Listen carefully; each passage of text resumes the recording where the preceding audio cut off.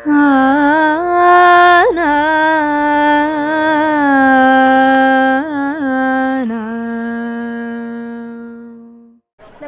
Guruvayur devotees ഓൺലൈനിലേക്ക് ഒരിക്കൽ കൂടി എല്ലാവർക്കും സ്വാഗതം. സവിതയാണ് കേട്ടോ. ശ്രീകൃഷ്ണ ഗോവിന്ദ ഹരേ മുരാരേ ഹേ നാഥ നാരായണ വാസുദേവ. ശ്രീകൃഷ്ണ ഗോവിന്ദ ഹരേ മുരാരേ ഹേ നാഥ നാരായണ വാസുദേവ. ശ്രീ ഗുരുവായൂരപ്പ ശരണം ഹരേ. ഇന്നത്തെ സത്സംഗത്തിലേക്ക് എല്ലാവർക്കും ഒരിക്കൽ കൂടി സ്വാഗതം. ഇന്നലത്തെ ഉച്ചപൂജയുടെ അലങ്കാരമൊക്കെ നമ്മൾ ഇന്നലെ തന്നെ അനുസ്മരിക്കേണ്ടായില്ലേ. ഇന്നാണെങ്കിൽ ഉച്ചപൂജയുടെ സമയമൊന്നും ആയിട്ടില്ല, 11 മണി ആയിട്ടില്ല. അപ്പോൾ ഉച്ചപൂജ നേദ്യം ആവണമെങ്കിൽ ഒരു 11:10 11:20 ഉള്ളിലേ ആവുള്ളൂ. അത് കഴിഞ്ഞിട്ട് വേണ്ട അലങ്കാരം. ഇന്ന് വിഷ്ണു പ്രെഡിക്റ്റ് ചെയ്തിട്ടുണ്ട് കേട്ടോ, കാളിയമർദ്ദനാവും അലങ്കാരം എന്ന്. നമുക്ക് നോക്കാം. വെറുതെ ഒന്ന് പ്രെഡിക്റ്റ് ചെയ്തതാണ്. ഞാൻ പ്രോമിസ് ചെയ്തിട്ടുണ്ട്, പ്രഡിക്ഷൻ ശരിയാണെങ്കിൽ അടുത്ത 3 ദിവസം ലഞ്ച് ഞാൻ സ്പോൺസർ ചെയ്യാമെന്ന് പറഞ്ഞിട്ടുണ്ട്. നമുക്ക് നോക്കാം അല്ലേ എന്തായിത്തീരുന്ന. എനിക്കങ്ങനെ പ്രഡിക്ഷൻസ് ഒന്നുമില്ല, പൊളിയൊന്നും എനിക്ക് ഉറപ്പുള്ളത് കൊണ്ടായിരിക്കും ഞാൻ പറഞ്ഞിട്ടില്ല കേട്ടോ. അപ്പോൾ എന്തായാലും ഭഗവാൻ ഏത് രൂപത്തിലാണെങ്കിലും ഭഗവാൻ നമ്മളെയൊക്കെ അനുഗ്രഹിക്കട്ടെ. എന്ന ആദ്യത്തെ ചോദ്യം നോക്കാം കേട്ടോ. ഇന്ന് മാതൃഭൂമിയുടെ ആഭിമുഖ്യത്തിൽ ഗുരുവായൂർ ക്ഷേത്രത്തിലെ ക്ഷേത്ര കലാകാരന്മാരെ ആദരിക്കുന്ന ഒരു ചടങ്ങ് ഇവിടെ നടക്കുന്നുണ്ട്. ശ്രീ ഗുരുവായൂരപ്പൻ ഓഡിറ്റോറിയത്തിൽ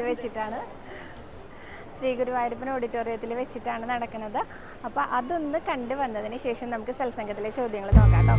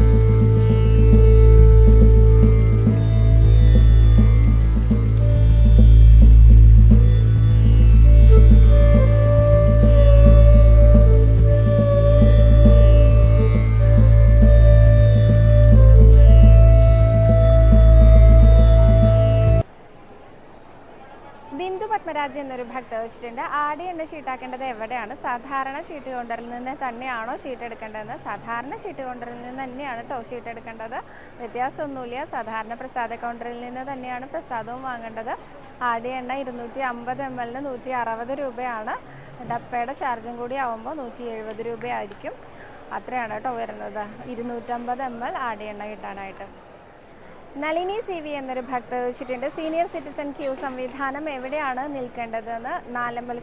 ചുറ്റമ്പലത്തിനകത്താണ് സീനിയർ സിറ്റിസൺ ക്യൂ സംവിധാനം ഉള്ളത്. അമ്പലത്തിൻ്റെ പുറത്തു നിന്നല്ല തുടങ്ങുന്നത്. അതുകൊണ്ട് തന്നെ പടിഞ്ഞാറേ ഗോപുരം വഴിയോ അതല്ലെങ്കിൽ ഭഗവതിക്കെട്ട് വഴിയോ ചുറ്റമ്പലത്തിനകത്തേക്ക് പ്രവേശിച്ചതിന് ശേഷം ചുറ്റമ്പലത്തിനകത്ത് അയ്യപ്പസ്വാമിയൊക്കെ തൊഴിലേ നമ്മൾ ആ ഒരു പടിഞ്ഞാറ് വശത്ത് തുടങ്ങിയിട്ടാണ്. അയ്യപ്പസ്വാമിയെ തൊഴുത് കുറച്ചുകൂടെ മുന്നോട്ട് നടന്നു കഴിഞ്ഞാൽ പടിഞ്ഞാറ് വശത്താണ് ആ ക്യൂ സംവിധാനം തുടങ്ങുന്നത് കേട്ടോ. അവിടെയാണ് നമ്മൾ ക്യൂ നിൽക്കേണ്ടത്. അത് ഞാൻ ഇന്നത്തെ സമയം പറഞ്ഞിട്ടുണ്ടായിരുന്നു. 5 to 7 4:30 to 7:30 എന്നാണ് ഞാൻ രാവിലത്തെ സമയം പറഞ്ഞിരുന്നത്. അപ്പോൾ 5 to 7 എന്ന് കുറേ പേര് എനിക്ക് തിരുത്തി തന്നിരുന്നു. പക്ഷേ 4:30 to 7:30 എന്നാണ് അവിടെ ബോർഡിൽ എഴുതി വെച്ചിരിക്കുന്നത് കേട്ടോ. അപ്പോൾ അത് വെച്ചിട്ടാണ് ഞാൻ പറഞ്ഞത്. അപ്പോൾ ചിലപ്പോൾ അതിനൊരു വ്യത്യാസം വന്നേക്കാം. ഞാനൊന്നും കൂടെ ഒന്ന് അന്വേഷിക്കാം. അവിടെ ബോർഡിൽ എഴുതി വെച്ചിരിക്കുന്നത് 4:30 തൊട്ട് 7:30 വരെയാണ് രാവിലെയെന്നും അതുപോലെ തന്നെ 5 മണി തൊട്ടിട്ട് 6 മണി വരെ, 5 മണിയല്ല 4:30 തൊട്ടിട്ട് 6 മണി വരെയാണ് വൈകുന്നേരം എന്നുള്ളതുമാണ് കേട്ടോ പറഞ്ഞിരിക്കണേ. പക്ഷേ അതിൽ വ്യത്യാസം ഉണ്ടോ എന്നുള്ളത് ഞാനൊന്നും കൂടെ അന്വേഷിച്ചതിന് ശേഷം പറയാം കേട്ടോ. ഭഗതി എന്നൊരു ഭക്ത വെച്ചിട്ടുണ്ട്, അടിപ്രദക്ഷിണത്തിനെ കുറിച്ച് പറഞ്ഞു തരുമെന്ന്. അടിപ്രദക്ഷിണത്തിനെ കുറിച്ച് പറയാൻ പുരുഷന്മാർ ശയനപ്രദക്ഷിണം ചെയ്യുന്ന അതേ പ്രാധാന്യമുണ്ട് സ്ത്രീകൾ അടിപ്രദക്ഷിണം ചെയ്യുന്നതിന്. സ്ത്രീകൾക്ക് ഇവിടെ അടിപ്രദക്ഷിണം ചെയ്യാൻ ശയനപ്രദക്ഷിണം ചെയ്യാൻ പാടില്ലാത്തത് കൊണ്ടാണ് നമ്മൾ അടിപ്രദക്ഷിണാക്കുന്നത്. ഓരോ അടിയിലും ഭഗവാന്റെ എത്ര നാമങ്ങൾ നമുക്ക് ജപിക്കാൻ സാധിക്കുമോ അത്രയും നാമങ്ങൾ ചൊല്ലിക്കൊണ്ട് പ്രദക്ഷിണം വയ്ക്കുക. എത്ര എണ്ണം ചെയ്യണം എന്നുള്ളത് ചോദിച്ചിട്ടുണ്ട്. അങ്ങനെയല്ല കേട്ടോ, ഭക്തയുടെ ഇഷ്ടമാണ്. ഇടയ്ക്ക് വെച്ച് നിർത്തി പോകരുത് എന്ന് മാത്രമേ ഉള്ളൂ. ഭക്തയുടെ ഇഷ്ടമാണ് എത്ര പ്രദക്ഷിണം വെക്കണമെന്ന്. ഇത് പറഞ്ഞ സമയത്തുണ്ടല്ലോ, കഴിഞ്ഞ ദിവസം ഞാൻ അടിപ്രദക്ഷിണം തുടങ്ങിയിട്ട് ആ അയ്യപ്പസ്വാമിയുടെ അടുത്ത് വരെ എത്തിയിട്ടോ. അവിടെ എത്തിയപ്പോൾ പന്തിരടി പൂജയ്ക്കുള്ള ആ ഒരു പായസം അങ്ങോട്ട് അകത്തേക്ക് എത്തിക്കാൻ വേണ്ടിയിട്ട് തേടപ്പള്ളിയിൽ നിന്ന് വലിയ തേടപ്പള്ളിയിലേക്ക് മാറ്റുന്ന അവിടെ കയറ് കെട്ടിയിട്ട് പായസം കൊണ്ടുപോവാണ്. ശുദ്ധമായിട്ട് വേണ്ടേ പായസം അകത്തേക്ക് കൊണ്ടുപോകാനായിട്ട്. അപ്പോൾ അതിങ്ങനെ കൊണ്ടുപോകാൻ വേണ്ടിയിട്ട് അവിടെ കയറ് കെട്ടിയിട്ട് ഭക്തജനങ്ങളെയൊക്കെ സ്റ്റോപ്പ് ചെയ്തിരിക്കുകയായിരുന്നു. അതറിയാതെയാണ് ഞാൻ പ്രദക്ഷിണം വെച്ച് വരുന്നത്. അപ്പോൾ ഞാൻ വന്ന സമയത്ത് നല്ല തിരക്കായി. എൻ്റെ പിന്നിൽ കുറേ ആളുകൾ വന്ന് നിൽക്കാൻ തുടങ്ങി. അപ്പോൾ ഞാൻ അടിപ്രദക്ഷിണത്തിൽ നിൽക്കുന്ന സമയത്തുണ്ടല്ലോ, അവർക്കറിയില്ലല്ലോ ഞാൻ അടിപ്രദക്ഷിണത്തിൽ നിൽക്കുകയാണെന്ന്. അപ്പോൾ എന്നെ ഇങ്ങനെ എന്താ പറയുക തിക്കി നിൽക്കുകയെന്ന് പറയില്ലേ, അങ്ങനെ ആൾക്കാർ വന്ന് നിൽക്കാൻ തുടങ്ങിയപ്പോൾ എനിക്ക് തോന്നി അയ്യോ ഇത് അവസാനിപ്പിച്ചിട്ട് മാറിയാലോ എന്ന് തോന്നി കേട്ടോ. പക്ഷെ അപ്പം തന്നെ ഞാൻ വിചാരിച്ചു ഇതല്ലേ ഞാൻ എല്ലാ ദിവസവും ഇവിടെ വന്ന് പറഞ്ഞുകൊണ്ടിരിക്കുന്നത്, അടിപ്രദക്ഷിണം തുടങ്ങിയാൽ ഒരു പ്രദക്ഷിണം തുടങ്ങിയാൽ അത് അവസാനിപ്പിക്കാതെ നിർത്തരുതെന്നാണ് ഞാൻ എല്ലാ ദിവസവും പറഞ്ഞുകൊണ്ടിരിക്കണത്. ഞാനിങ്ങനെ തന്നെ പറഞ്ഞിട്ട് ഞാൻ തന്നെ അടിപ്രദക്ഷിണം ഇടയ്ക്ക് വെച്ച് സ്റ്റോപ്പ് ചെയ്ത് പോവാൻ പറഞ്ഞാൽ എത്ര മോശമല്ലേ, എന്തൊരു ചെയ്യാൻ പാടില്ലാത്ത കാര്യം അത്. അപ്പോൾ ഞാൻ ഭഗവാനോട് തെറ്റും മാപ്പൊക്കെ പറഞ്ഞ് ഒരു അരമണിക്കൂറോളം എനിക്ക് അവിടെ നിൽക്കേണ്ടി വന്നു കേട്ടോ. പക്ഷെ കുഴപ്പമൊന്നും ഉണ്ടായില്ല. അരമണിക്കൂർ നിൽക്കുന്നതിൻ്റെ ആയിരുന്നില്ല, കുട്ടികൾക്ക് എക്സാം നടന്നുകൊണ്ടിരിക്കുകയാണ്. അപ്പോൾ രാവിലത്തെ അവരെ പറഞ്ഞയക്കേണ്ട ഒരു തിരക്കുണ്ടല്ലോ, അതിൽ ഒരിത്തിരി ഡിലേ വന്നു, അത്രയേ ഉള്ളൂ. കുഴപ്പമൊന്നും ഉണ്ടായില്ല, മുഴുവനാക്കാനും സാധിച്ചു കേട്ടോ. അപ്പോൾ അങ്ങനെയുള്ള സന്ദർഭങ്ങൾ വരുമ്പോൾ നമുക്ക് ഇടയ്ക്ക് തോന്നും വല്ലാതെ തിരക്കോ അല്ല ഇടിയൊക്കെ വരുന്ന സമയത്ത് അയ്യോ ഇതെങ്ങനെയാണെന്ന് കംപ്ലീറ്റ് ചെയ്യാമെന്ന്. പക്ഷെ ഇടയ്ക്ക് വെച്ച് നിർത്താൻ പാടില്ല കേട്ടോ. ഒരു പ്രദക്ഷിണം തുടങ്ങിയാൽ അത് പൂർത്തീകരിച്ചതിന് ശേഷം മാത്രമേ അടുത്ത പ്രദക്ഷിണത്തിലേക്ക് പോകാൻ പാടുള്ളൂ, അല്ലെങ്കിൽ സാധാരണ പ്രദക്ഷിണമാക്കാൻ പാടുള്ളൂ. അപ്പോൾ ചെറിയ കുട്ടികളൊക്കെ ആണെങ്കിൽ ആദ്യം തന്നെ പറഞ്ഞു കൊടുക്കുക, ഒരെണ്ണം തുടങ്ങിയാൽ ഇത് മുഴുവനാക്കണം കേട്ടോ എന്ന്, എന്നിട്ടേ തുടങ്ങാൻ പാടുള്ളൂ. കഴിഞ്ഞ ദിവസം ഹരികൃഷ്ണൻ എന്നൊരു ഭക്തൻ ചോദിച്ചിട്ടുണ്ടായിരുന്നു ഗുരുവായൂർ അമ്പലത്തിലെ ഓദിക്കന്മാരുടെ ഡ്യൂട്ടീസിനെ കുറിച്ചും അവരുടെ ഊഴം എങ്ങനെയാണ് വരുന്നത് എന്നുള്ളതിനെ കുറിച്ചും. അപ്പോൾ ഞാൻ വിശദമായിട്ട് അന്വേഷിച്ചതിന് ശേഷം പറയാം, എനിക്ക് അതിനെക്കുറിച്ച് ഒന്നും അറിയില്ല എന്ന് പറഞ്ഞിട്ടുണ്ടായിരുന്നു കേട്ടോ.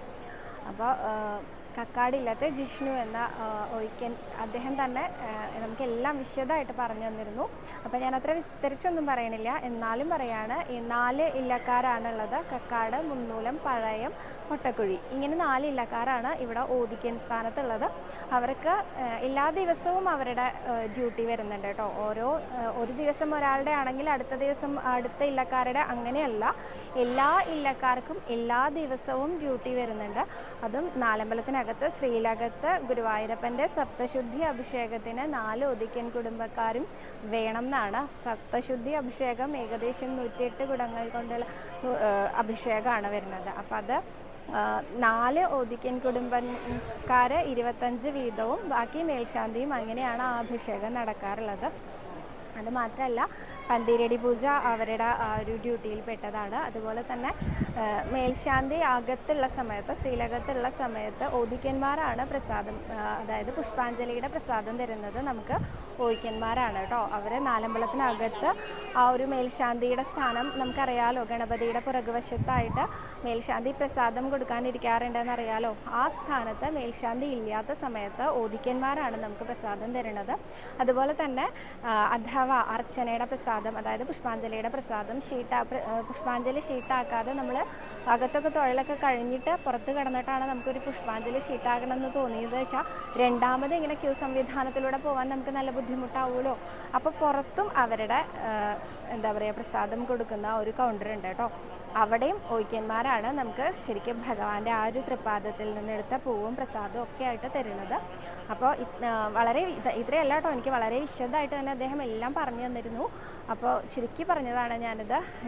ഈ ഒരു ഇൻഫർമേഷൻ പാസ് ചെയ്ത അദ്ദേഹത്തിനോടും നമുക്ക് ഗുരുവായൂരപ്പൻ്റെ പേരിൽ വളരെയധികം നന്ദിയുണ്ട്. അതും കൂടി അറിയിച്ചു കൊള്ളുന്നു. അടുത്ത ശരി. ഗിരിജ എന്നൊരു ഭക്ത ചോദിച്ചിട്ടുണ്ട്, അഹസ് വഴിപാടിനെ കുറിച്ച് പറയൂ. ജോലി സംബന്ധമായിട്ടുള്ള കാര്യങ്ങൾക്ക് വേണ്ടിയിട്ടാണോ അഹസ് ഷീട്ടാക്കണമെന്ന് ചോദിച്ചിട്ടുണ്ട് കേട്ടോ. അഹസ് വഴിപാട് എന്ന് പറയുന്നത് ശ്രീ ഗുരുവായൂരപ്പൻ്റെ ഒരു ദിവസത്തെ എല്ലാ നിവേദ്യങ്ങളും നമ്മളുടെ ഭാഗ്യമായിട്ട് അർപ്പിക്കുന്നതിനെ, അതിൻ്റെ ഒരു ഭാഗമാകുന്നതിനെയാണ് അഹസ് എന്ന് പറയുന്നത്. 3000 രൂപയാണ് അഹസ് വഴിപാട് ഷീട്ടാക്കാൻ വേണ്ടത്. മറ്റന്നാൾ അഹസ് വേണമെങ്കിൽ ഇന്നെങ്കിലും നമ്മൾ ബുക്ക് ചെയ്യണം കേട്ടോ. അതിൻ്റെ എല്ലാ പ്രസാദങ്ങളും നമുക്ക് കിട്ടുകയും ചെയ്യും. ഉച്ചപൂജ വരെയുള്ളത് അത് ആ സമയത്ത് ഉച്ചയ്ക്ക് 12:30 വന്നാൽ നമുക്ക് ആ ഷീറ്റ് കാണിച്ചു കൊടുത്താൽ വാങ്ങാൻ പറ്റും. അതുപോലെ അതിന് ശേഷമുള്ളത് അത്താഴപൂജയ്ക്ക് ശേഷവും കിട്ടും കേട്ടോ. പിന്നെ ഇത് ജോലി സംബന്ധമായിട്ടുള്ള കാര്യങ്ങൾക്ക് വേണ്ടിയിട്ടാണോ ഷീട്ടാക്കണമെന്ന് ചോദിച്ചാൽ അങ്ങനെ ഷീട്ടാക്കാറുണ്ട് ഭക്തജനങ്ങൾ. ഞാനടക്കം കുറേ പേര് എൻ്റെ പരിചയത്തിൽ തന്നെ ജോലി സംബന്ധമായിട്ടുള്ള കാര്യങ്ങൾക്ക് അഹസ് ഷീട്ടാക്കാറുണ്ട് കേട്ടോ. ഇപ്പോൾ എൻ്റെ അടുത്ത് കുറേ പേര് പേഴ്സണലി ചോദിക്കാറുണ്ട്, ജോലിയിൽ ഭയങ്കര പ്രഷറുണ്ട്, ടെൻഷനുണ്ട്, അപ്പോൾ എന്താ ചെയ്യേണ്ടതെന്ന് ചോദിച്ചാൽ ഞാൻ ആദ്യം പറയാറുള്ളത് അഹസ് വഴിപാട് ഷീട്ടാക്കിക്കോളൂ എന്നാണ്. ജോലി കിട്ടാൻ എന്താ ചെയ്യേണ്ടതെന്ന് ചോദിക്കുന്നവരോടും ഞാൻ പറയാറുണ്ട് ജോലി കിട്ടിയാൽ അഹസ് ഷീട്ടാക്കിക്കോളൂ കേട്ടോ എന്ന്. അപ്പോൾ ജോലി സംബന്ധമായിട്ടുള്ള കാര്യങ്ങൾക്കാണോ ചോദിച്ചാൽ നമ്മളുടെ ഇഷ്ടമാണ്. നമുക്ക് എന്താണ് ഭഗവാന് സന്തോഷപൂർവ്വം നൽകാൻ കഴിയുന്നതെന്ന് നമുക്കേ അറിയുള്ളൂ. എന്തിനു വേണ്ടിയിട്ടാണെന്നുള്ളത് നമ്മളാണ് നിശ്ചയിക്കേണ്ടത്. അമൃത എന്നൊരു ഭക്ത ചോദിച്ചിട്ടുണ്ട്, ഉദയാസ്തമന പൂജ ഉള്ള സമയത്ത് നമുക്ക് അടിപ്രദക്ഷിണം വയ്ക്കാൻ പറ്റുമോ എന്ന് ചോദിച്ചിട്ടുണ്ട്. എനിക്ക് തോന്നണം അമൃത ഇങ്ങനെ ചോദിക്കാൻ കാരണം ഉദയാസ്തമന പൂജയുടെ ഇടയിൽ ഇടയ്ക്കിടയ്ക്ക് അടയ്ക്കലുണ്ടല്ലോ. അപ്പോൾ അടച്ചിരിക്കുന്ന സമയം ഒഴിവാക്കിയിട്ട് പ്രദക്ഷിണം വയ്ക്കണമെന്ന് ഞാൻ തന്നെ പറഞ്ഞിട്ടുണ്ടല്ലോ. അപ്പോൾ അതുകൊണ്ടായിരിക്കാം ഇങ്ങനെ ചോദിച്ചിട്ടുണ്ടാവുക കേട്ടോ. നിവേദ്യ സമയങ്ങൾ ഒഴിവാക്കിയിട്ട് ചെയ്തോളൂ എന്നാണ് ഞാൻ ഉദ്ദേശിച്ചത്. പന്തീരടി പൂജയുടെ നിവേദ്യം, അതുപോലെ തന്നെ ഉച്ചപൂജയുടെ നിവേദ്യം, അത്താഴപൂജയുടെ നിവേദ്യം, ഈ സമയങ്ങൾ ഒരു 20 മിനിറ്റോളം മാത്രമേ ഉണ്ടായിരിക്കുള്ളൂ. ഈ സമയങ്ങൾ ഒഴിവാക്കിയിട്ട് ബാക്കി ഏത് സമയത്തും നമുക്ക് അടിപ്രദക്ഷിണം വെക്കാം. ഈ സമയത്തും അടിപ്രദക്ഷിണം വെക്കരുതെന്ന് നമുക്ക് ദേവസ്വത്തിൻ്റെ വക ഒരു റെസ്ട്രിക്ഷൻസും ഇല്ല. പക്ഷെ നമ്മൾ പറയാം ഊണഴിക്കല്ലേ ഗുരുവായൂരപ്പൻ, അപ്പോൾ അതൊരു ഔചിത്യക്കുറവ് തോന്നണ്ടെന്ന് കരുതി പറഞ്ഞു എന്നേ ഉള്ളൂ കേട്ടോ. പക്ഷേ നമുക്ക് ഭയങ്കര തിരക്കാണ്, അല്ലെങ്കിൽ ട്രെയിൻ മിസ്സാവും എന്നൊക്കെയുള്ള സമയങ്ങളിൽ നമ്മൾ ഗുരുവായൂരപ്പനോട് എക്സ്ക്യൂസൊക്കെ എടുത്തിട്ട് അങ്ങനെ ചെയ്യുന്ന ആൾക്കാരും ഉണ്ട് കേട്ടോ. അതുകൊണ്ട് ഭഗവാൻ ഇങ്ങനെ നമ്മളോട് ദേഷ്യപ്പെടുന്ന ആളൊന്നുമല്ല. അപ്പോൾ അതുകൊണ്ട് കുഴപ്പമൊന്നും ഉണ്ടാവില്ല എന്നാണ് തോന്നണേ. അപ്പോൾ ഇന്ന് അത്രയും ചോദ്യങ്ങളേ ഉള്ളൂ. കൂടുതൽ ചോദ്യങ്ങളും കൂടുതൽ വിശേഷങ്ങളും കൂടുതൽ ഉത്തരങ്ങളും കൂടുതൽ അലങ്കാര വർണ്ണനകളും ഒക്കെ ആയിട്ട് ഞാൻ അടുത്ത ദിവസങ്ങളിൽ വരാമെന്ന് വിചാരിക്കുന്നു. നമ്മൾ കുറേ പേരായിട്ട് എൻ്റെ അടുത്ത് പറയുന്നു ഒരു മെഡിറ്റേഷൻ ചെയ്യാനൊക്കെ പാകത്തിന് ഗുരുവായൂരപ്പൻ്റെ അമ്പലത്തിലൊന്ന് പോയി തൊഴുതു വരുന്ന രീതിയിൽ അന്ന് അവതരിപ്പിച്ച പോലെ ഒന്ന് അവതരിപ്പിക്കാൻ പറ്റുമോ, അപ്പോൾ അത് വെച്ച് കഴിഞ്ഞാൽ നമുക്ക് മെഡിറ്റേറ്റ് ചെയ്യാമല്ലോ, അപ്പോൾ അങ്ങനെ ഒന്ന് ചെയ്യാൻ പറ്റുമോ എന്ന് ചോദിച്ചിരുന്നു. പക്ഷേ ചെയ്യാം കേട്ടോ. എന്തായാലും എനിക്ക് നല്ല മോഹമുണ്ട് അങ്ങനെ ചെയ്യണമെന്ന്. 1 മിനിറ്റിൻ്റെയോ 2 മിനിറ്റിൻ്റെയോ ഒക്കെ വീഡിയോ ആക്കിയിട്ട് അങ്ങനെ ഒന്ന് ചെയ്യണമെന്ന് നല്ല ആഗ്രഹമുണ്ട്. ഞാൻ ഗുരുവായൂരപ്പനോടും പറഞ്ഞിട്ട് നിങ്ങൾ ഓരോരുത്തരും പ്രാർത്ഥിക്കണം കേട്ടോ. നമുക്ക് എല്ലാവരുടെ പ്രാർത്ഥനയും കൂടി ഭഗവാൻ കേൾക്കാതിരിക്കില്ല. ഒരു ദിവസം നമുക്ക് അങ്ങനെ ചെയ്യാൻ സാധിക്കട്ടെ. ഗുരുവായൂരപ്പൻ അനുഗ്രഹിക്കട്ടെ. അപ്പം നാളെ കാണാം, നാളത്തെ സത്സംഗത്തിലൂടെ.